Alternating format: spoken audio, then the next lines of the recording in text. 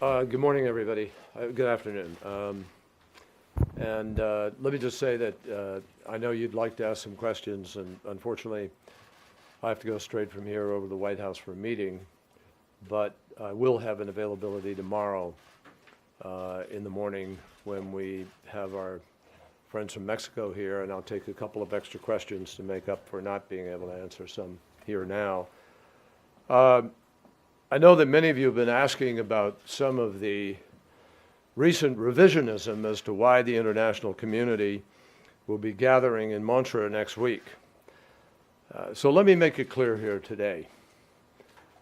From the very moment that we announced the goal of holding the Geneva Conference on Syria, we all agreed that the purpose was specifically and solely to implement the 2012 Geneva I communique. That purpose, that sole purpose, could not have been more clear at the time this was announced, and it could not be more clear today. It has been reiterated in international statement after international statement that the parties have signed up to, and venue after venue, in resolution after resolution, including most recently in Paris last weekend, when both the London 11 and the Russian Federation reaffirmed their commitment to that objective, the implementation of Geneva I. So for anyone seeking to rewrite this history or to muddy the waters, let me state one more time what Geneva II is about. It is about establishing a process essential to the formation of a transition governing body with full executive powers established by mutual consent. That process, it is the only way to bring about an end to the civil war that has triggered one of the planet's most severe humanitarian disasters and which has created the seeding grounds for extremism. The Syrian people need to be able to determine the future of their country. Their voice must be heard. And any names put forward for leadership of Syria's transition must, according to the terms of Geneva I, and every one of the reiterations of that being the heart and soul of Geneva II, those names must be agreed to by both the opposition and the regime. That is the very definition of mutual consent. This means that any figure that is deemed unacceptable by either side, whether President Assad or a member of the opposition, cannot be a part of the future. The United Nations, the United States, Russia, and all the countries attending know what this conference is about. After all, that was the basis of the UN invitation sent individually to each country, a restatement of the purpose of implementing Geneva I.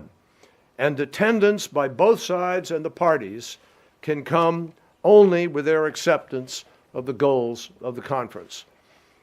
And we, too, are deeply concerned about the rise of extremism. The world needs no reminder that Syria has become the magnet for jihadists and extremists. It is the strongest magnet for terror of any place today.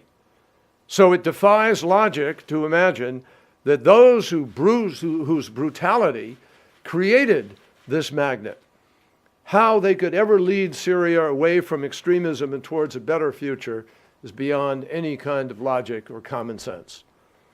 And so on the eve of the Syrian Opposition Coalition General Assembly meeting tomorrow to decide whether to participate in Geneva in the peace conference, the United States, for these reasons, urges a positive vote. We do so knowing that the Geneva Peace Conference is not the end, but rather the beginning, the launch of a process that is the best opportunity for the opposition to achieve the goals of the Syrian people and the revolution, and a political solution to this terrible conflict that has taken many, many, many too many lives. We will continue to push, in the meantime, for vital access for humanitarian assistance. I talked yesterday with Russian Federation Foreign Minister Lavrov in an effort to push still harder for access to some areas where the regime played games with the convoys, taking them around a circuitous route instead of directly in the way that the opposition had arranged for and was willing to protect them in. It is important that there be no games played with this process. We will also continue to fight for ceasefires where we could achieve them, and we will continue to fight for the exchange or release of captive journalists and aid workers and others in order to try to improve the climate for negotiations. Now, obviously, none of this will be easy. Ending a war and stopping a slaughter never is easy. We believe, though, this is the only road that can lead to the place where the civilized world has joined together in an effort to lead the parties to a better outcome.